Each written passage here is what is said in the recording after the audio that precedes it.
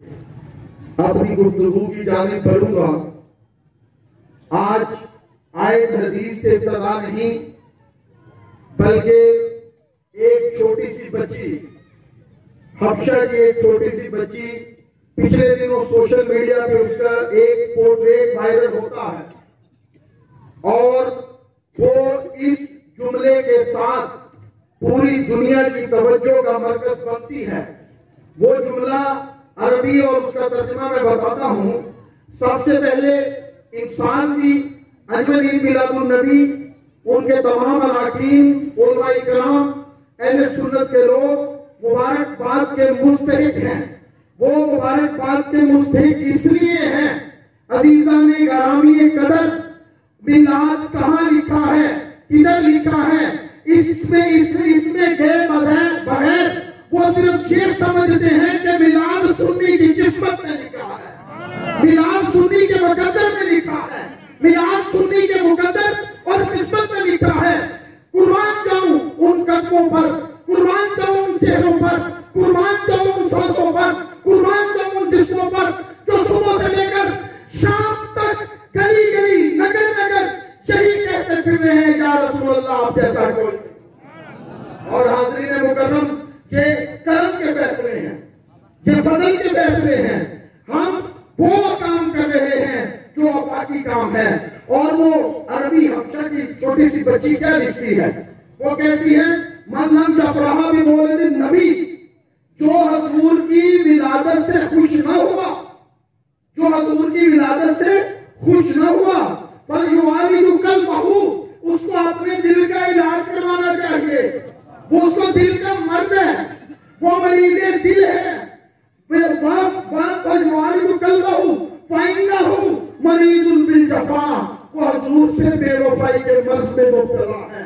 لوگوں، حضور سے وفا کا یہ تقاضا ہے. عزیزان محترم، اہل حاصل پور، آپ اس بات میں مبارکباد کے مستحق ہیں. ایک بات میری ذہن میں رکھیے گا، مکے میں کہیں بھی میلاد کا جلوس نہیں تھا. مکے میں مشکل تھی، مشکل دور تھا. بلال حبشی کے سینے پر پتھر رکھا جاتا تھا، جناب عمار بن یاسر کو مارا جاتا تھا، دار ارقم میں دھکیلا جاتا تھا، شیب ابی طالب میں قید کیا جاتا تھا. جناب حضرت ابو طالب صبح بھی، شام بھی، رات کے پہر بھی حضور کا پتھر تبدیل کرتے تھے. حضرت علی کہتے کیوں؟ فرمایا علی، جو بھی تکلیف پہنچے تجھے پہنچے، میرے محمد کو نہ پہنچے، میرے محمد کو نہ پہنچے. شیب ابی طالب میں دار ارقم میں مشکل دور تھا، میلاد نہیں اس طرح سے تھا. لیکن خدا کی قسم، جس دن حضور مدینے کی جانب بڑھے، خوشبو مدینے کی جانب گئی، رحمت گئی، کرم گیا، فضل گیا، خدا کی رحمت گئی. مدینے والے پہاڑوں کی اور سے چاند کو چمکتا دیکھتے رہے. 8 دن بعد جب چاند آیا، دن 12 ربیع الاول کا تھا. حضرت ابوبکر صدیق ساتھ تھے. کہتے ہیں کہ مدینے کی بچیوں کا پہلا میلاد طلع البدر علینا تب بجا کے دیا. ہم اور آپ سنت انصار زندہ کیے ہوئے ہیں. مجھے اور آپ اس بات پہ فخر ہے کہ مکے میں اس طرح میلاد کی روایت نہیں، لیکن 12 ربیع الاول کو جب حضور مدینے جاتے ہیں تو صحابہ اپنی بچیوں کے ساتھ تب بجا بجا کے استقبال کرتے ہیں. اور سچ بتاؤں، میں آپ کو ایک بات بتاؤں، ایک حقیقت ہے، حضور اس کائنات کی روح ہے، حضور جانے کائنات ہیں. بھئی یہ ایک بندہ بیٹھا ہے میرے سامنے، میں ہی ہوں، ادھر املاک کمیٹی کے دوست بیٹھے ہیں. ہمارے تن سے روح نکل جائے تو جسم کی کوئی حیثیت ہے؟ حضور اس کائنات کی روح ہے. یہ کائنات حضور کے گرد گھوم رہی ہے. دوستو، اس کائنات کا تصرف حضور کے گرد گھوم رہا ہے. اور حضور اس کائنات کی اصل ہے، جڑ ہے، حقیقت ہے. جو حقیقت سے دور ہوا وہ دین سے دور ہوا، جو حقیقت سے دور ہوا قرآن سے دور ہوا، جو حقیقت سے دور ہوا وہ خدا سے دور ہوا. ان سے در سے سچ سے ہے نسبت مجھ کو، میرے گلے میں بھی حضور کا ڈورا. حضرت اس لیے تو کہا تھا. حاضرین مکرم، اہل سنت اس بات کو مبارکباد کے مستحق ہیں. ہم وہ دن مناتے ہیں جو دین کی اصل ہے. آج ایک اور بات بتا دوں آپ کو، میلاد النبی کی حیثیت سے علماء بیٹھے ہیں، ان کی موجودگی میں قبر میں نہیں سوال ہونا تہجد پڑھتا تھا کہ نہیں، قبر میں نہیں پوچھنا نمازیں کتنی تھی، سجدے کتنے لمبے تھے، روزے کتنے تھے، حج کتنے تھے، عمرے کتنے تھے، مولا پھر کیا پوچھا جائے گا؟ فرمایا حضور کی محبت کا سوال پوچھا جائے گا، اس کا کیا فائدہ ہوگا؟ فرمایا جو میلاد مناتا ہوگا، یاد کا دن آتا ہوگا، اس کی آنکھوں سے آنسو بہتے ہوں گے، دل تڑپتا ہوگا، روح تڑپتی ہوگی، مدینے کی طرف منہ کر کے کہتا ہوگا یا رسول اللہ پر حال من غریباں نظر کچھ، اس کی قسمت بدل جائے گی، اس کی قبر جنت کے باغوں میں سے حضور کے میلاد کا صدقہ قبریں پاک بنے، حضور کے میلاد کا صدقہ قبریں بہشت بنے۔ ہم صوفیاء کی دھرتی سے تعلق رکھتے ہیں، یاد رکھیے گا ہمارا صوفی سکھاتا ہی ادب اور محبت مصطفیٰ ہے۔ میں اگلی بڑی بات نہیں کرتا، لیکن ایک بات بتاؤں کہ خدا کی پہچان بھی حضور کی وجہ سے ہے، قرآن بھی حضور کی وجہ سے ہے، نماز بھی حضور کی وجہ سے ہے، ہمارا مدرسہ بھی حضور کی وجہ سے ہے، روزہ بھی حضور کی وجہ سے ہے، تمام دنوں سے افضل دن بھی ربیع الاول کا، تمام دنوں سے افضل رات بھی ربیع الاول کی، تمام گھڑیوں سے افضل حضور کی ولادت کی گھڑی یہ دن۔ اور کتنا خوبصورت شعر کہا ملتان کے ایک صوفی نے، کہتے ہیں ایمان چے بوت دولت دیدار محمد، کہتے ہیں ایمان کیا ہے؟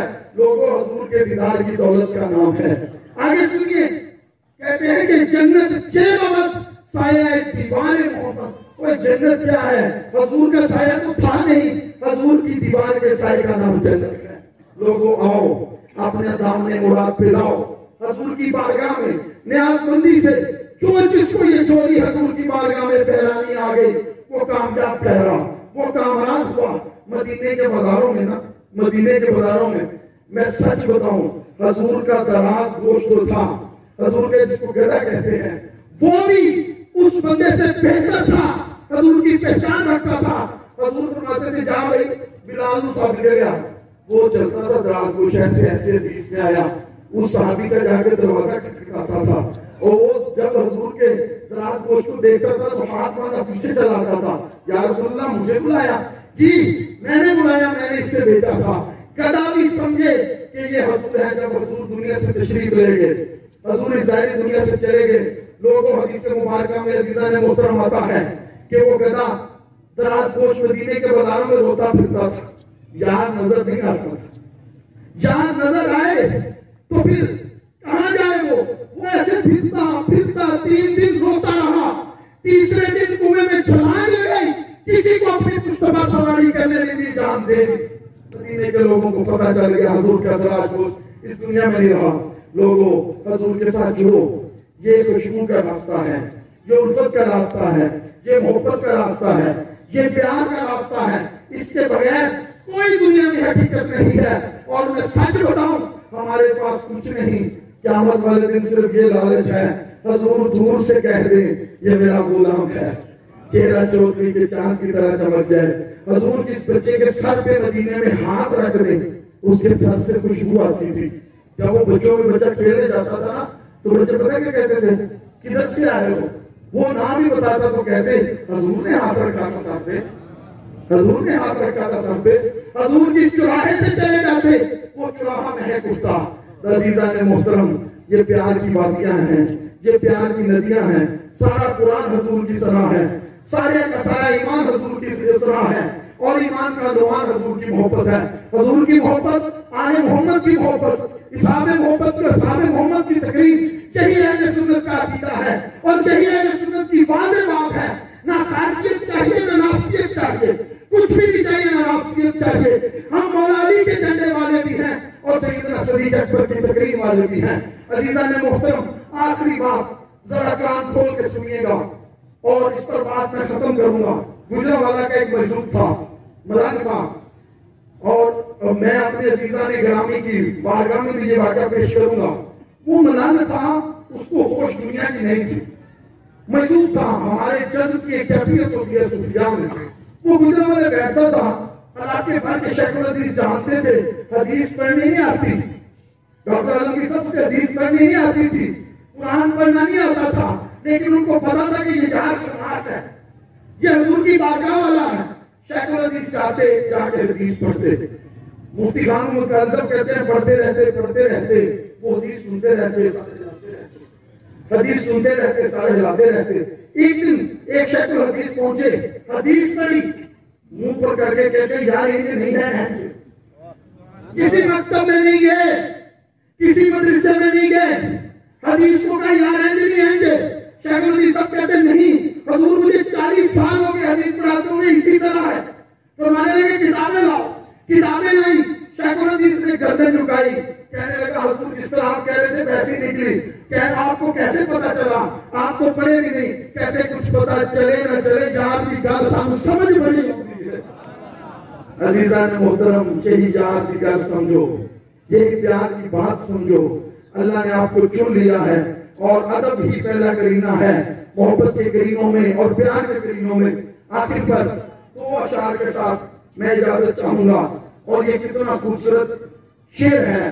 وہ امام مالک کا طریقہ تھا, حدیث کا ورق اڑتے تھے نا یوں آرام سے, معاہدہ شریف میں بیٹھ کے یوں آرام سے کرتے, بڑے لمحے لگا دیتے, حدیث کا ورق اڑتے بن. شاگردوں نے پوچھا امام مدینہ اتنا وقت صرف ایک ورق اڑنے پر, وجہ کیا ہے؟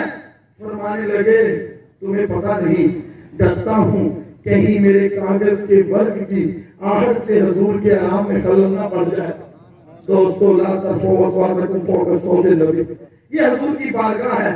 اور خواجہ غلام فخر الدین سیالوی کیا کہتے ہیں؟ کہتے ہیں باب جبریل کے پہلو میں ذرا دھیرے سے, باب جبریل کے پہلو میں ذرا دھیرے سے, مگر کہتے ہوئے جبریل کو پایا گیا. باب جبریل کے پہلو میں ذرا دھیرے سے, مگر کہتے ہوئے جبریل کو پایا گیا. اپنی پلکوں سے درجار پہ دستک دینا, اونچی آواز ہوئی عمر کا سرمایہ. دوستو یہی سرمایہ ہے ہمارے پاس. اہل سنت